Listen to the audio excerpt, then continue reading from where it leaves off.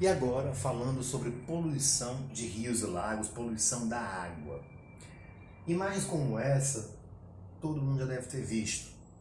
Rios, lagos, lagoas com excesso de lodo, excesso de algas, rios com mau cheiro, esgotos a céu aberto que apresentam mau cheiro. Esse processo de poluição da água é conhecido como eutrofização. Eutrofização. Como é que funciona isso aí?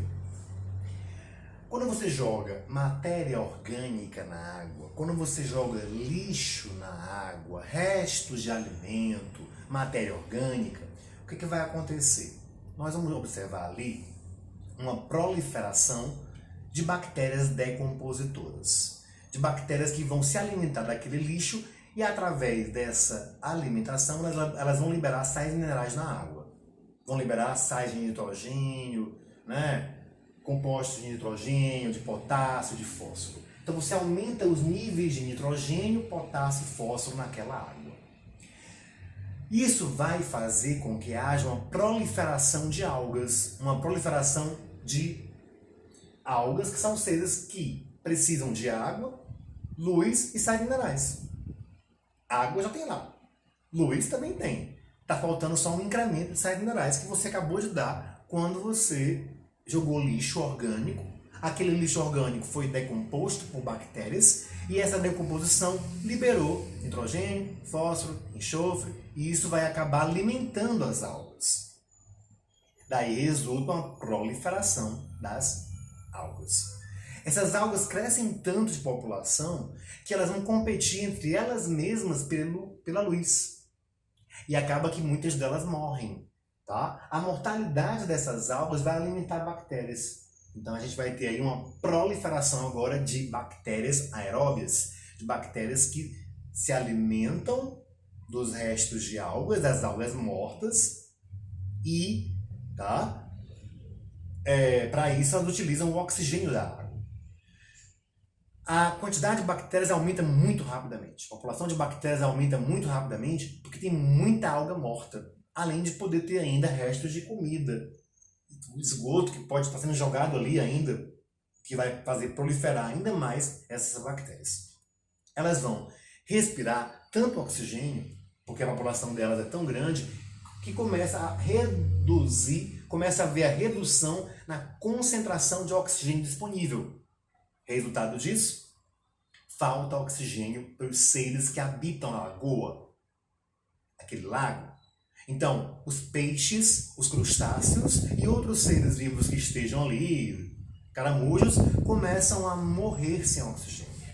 E isso é mais matéria orgânica, que faz com que as bactérias aeróbias aumentem ainda mais de população e causem e promovam uma escassez ainda maior de oxigênio. O resultado disso é que vai faltar oxigênio nessa água, não vai ter mais oxigênio nessa água. As próprias bactérias que estão em população enorme começam a morrer também pela falta de oxigênio. Então você tem aqui a morte de organismos e as próprias bactérias morrendo também, além dos organismos aquáticos, como peixes, caramujos e tal. Vamos ter o quê? A proliferação de bactérias anaeróbias.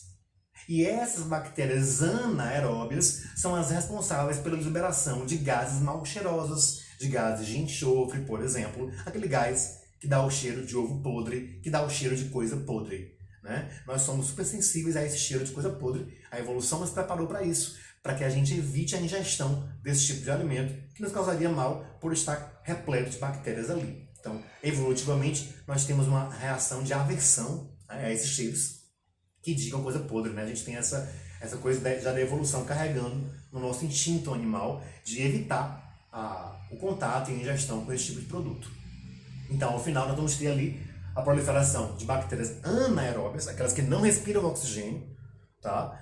E são elas as responsáveis pelo mau cheiro, né? O mau cheiro que nós produzimos no nosso corpo, por exemplo, suor, flatulência, que é o peido. Eu não falo peido, eu falo flatulência. Não é você que produz. Então, a axila, o chulé e tal, não é você. Não é você que é pode, não é você. Na verdade, esses gases mal cheirosos são resultados da ação bacteriana, a ação de bactérias anaeróbias, ok? Então, na flatulência, as bactérias anaeróbias estão no teu intestino. Na axila, tá? Causando mau cheiro do suor. O suor em si é água e sal. O mau cheiro vem da proliferação de bactérias que vão se alimentar da pele morta e do teu suor. O suor hidrata e a pele alimenta as bactérias. Por isso você passa desodorante que bloqueia os poros, que fecha os poros, não tem líquido, as bactérias morrem de sede, não conseguem proliferar e não tem um mau cheiro. No mesmo raciocínio, o chulé vai nessa mesma linha de raciocínio. Quando você enxuga bem os pés, não deixa água, não deixa umidade, isso evita a proliferação bacteriana. E aí vai com outros exemplos mais, ok? Então aqui a gente tem essa situação. Rapidamente aqui na piscina, se você não colocar cloro, ela vai encher de lodo, ela vai encher de alga.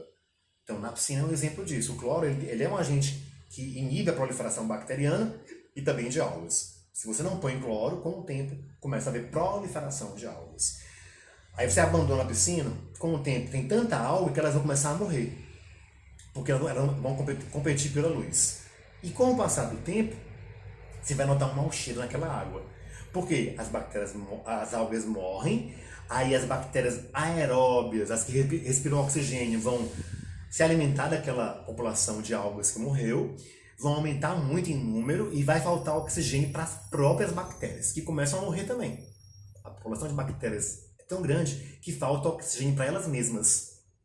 Elas começam a morrer, dando espaço aí para as bactérias anaeróbias que começam a proliferar, já que o ambiente está sem oxigênio.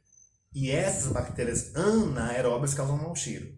É a mesma lógica daquele esgoto a céu aberto, que tem aquele mau cheiro também. Né? Não tem aquele esgoto lá no meio da rua, tal, de alguém que lava roupa, lava louça e vai jogando. Com o tempo, aquele esgoto constante ali vai criar lodo, vai criar alga, uma superpopulação de algas, elas começam a morrer, as bactérias começam a se alimentar dessas algas, falta oxigênio para elas mesmas, elas também começam a morrer, e aí quem vai crescer agora é a população de bactérias anaeróbias, porque aquele ambiente sem oxigênio é propício para isso. E essas anaeróbias é que dão um mau cheiro. Tá? Isso explica esse mau cheiro dos esgotos a céu aberto, da água parada, da piscina que você abandonou, né?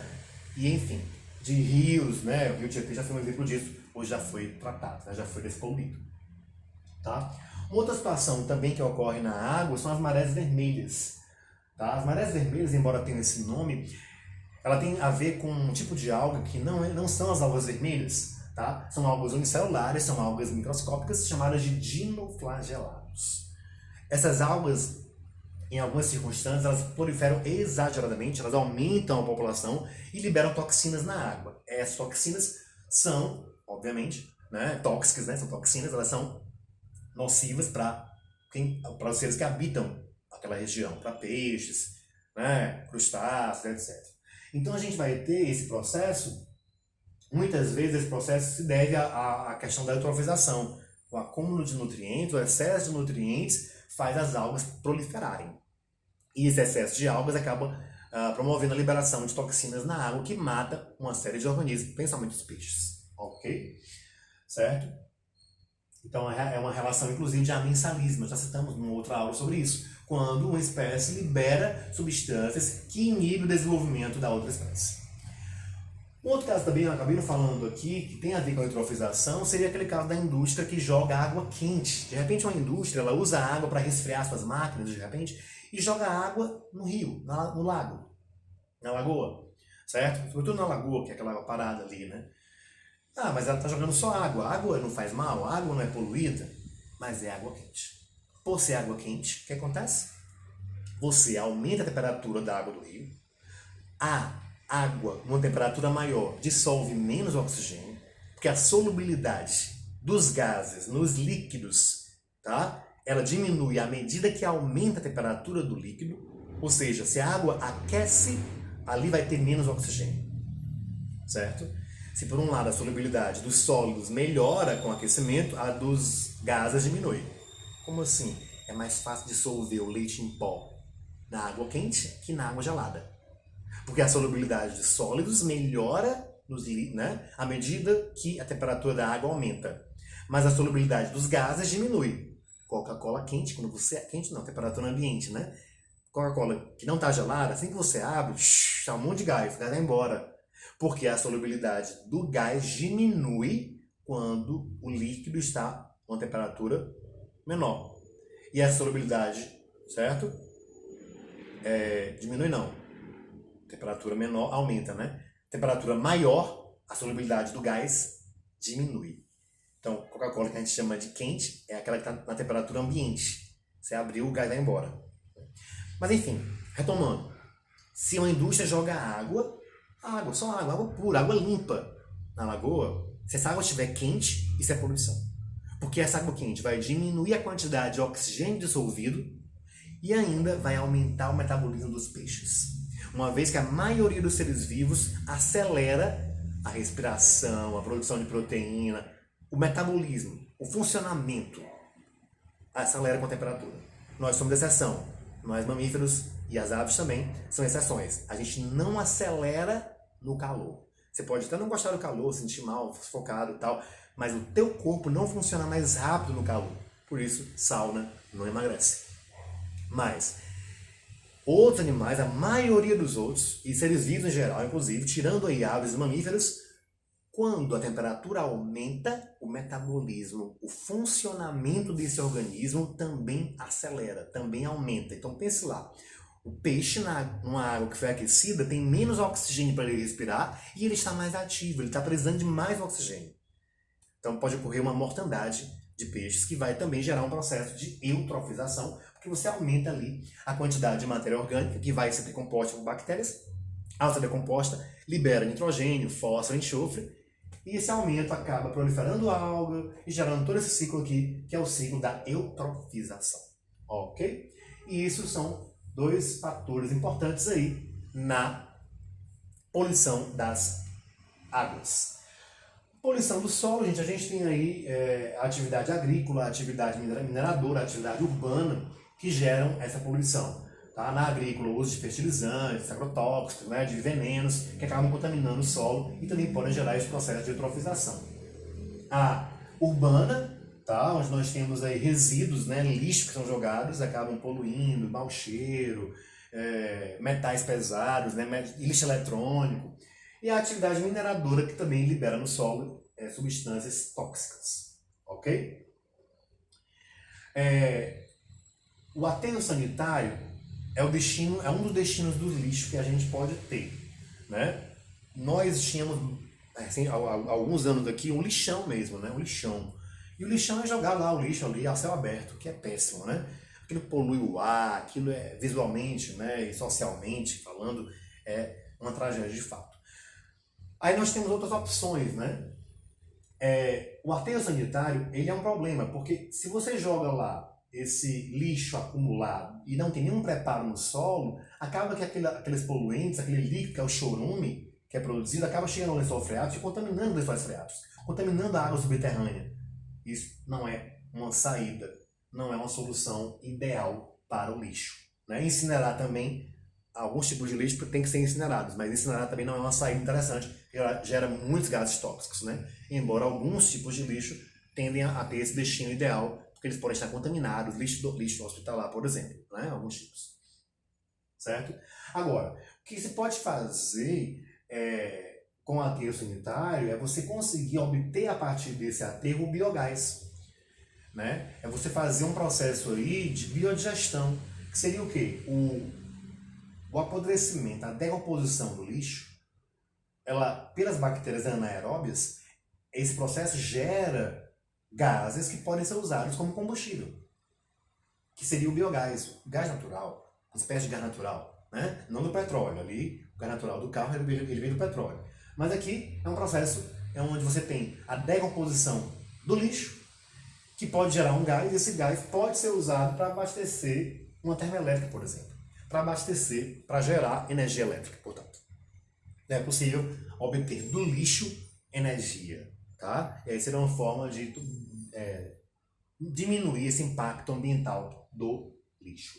Obviamente que a gente tem a reutilização e a reciclagem como fatores também essenciais para diminuir esse impacto do lixo no nosso cotidiano, no nosso ambiente. Né? A reutilização, que é usar de novo, usar novamente as embalagens, e a reciclagem, que é a gente ter o cuidado em casa de separar numa sacolinha, numa caixinha, o alumínio, o vidro, o plástico e deixar ali pro rapaz que faz a reciclagem, né? Pra pessoa que faz a reciclagem. Infelizmente, nós não temos uma política para isso. Falta essa vontade, essa vontade governamental de elaborar um plano para incentivar, para promover a coleta seletiva de lixo e a gente possa ter a reutilização e a reciclagem muito mais presentes no nosso dia a dia. Né? Embora a gente dependa aí de algumas pessoas que fazem isso como seu sustento, né? Mas poderia ser uma política pública de maior organização. Ok? Então é interessante que a gente possa fazer isso, tá? Inclusive com o óleo de cozinha, que a gente sabe que pode ser usado para produzir sabão, por exemplo, tá? E outras alternativas onde ele pode ser utilizado. Era mais ou menos isso, em linhas gerais, para a gente dar uma passada rápida. É claro que é muita coisa para falar em pouco tempo. E aí, nós vamos ter aulas ao vivo esse semestre, tá? Onde nós vamos resolver questões do Enem, sobretudo, para que a gente possa ver de que forma o Enem traz essa temática nas questões. Ok? Eu aguardo vocês lá na aula ao vivo. Eu espero que esteja tudo bem e tenham gostado. Foi rápido, tem que ser rápido, mas até lá, nas aulas ao vivo, a gente manda o link, você entra e participa com a gente, tira a sua dúvida, tá? E vamos lá, gente, o Enem é o próximo ano, te deu mais tempo para se preparar, te deu mais tempo para estudar, vamos acordar, tem tempo, tem 6 meses pela frente aí para você correr atrás e tentar aí recuperar um pouco do tempo perdido. Valeu, obrigado pela atenção, tchau!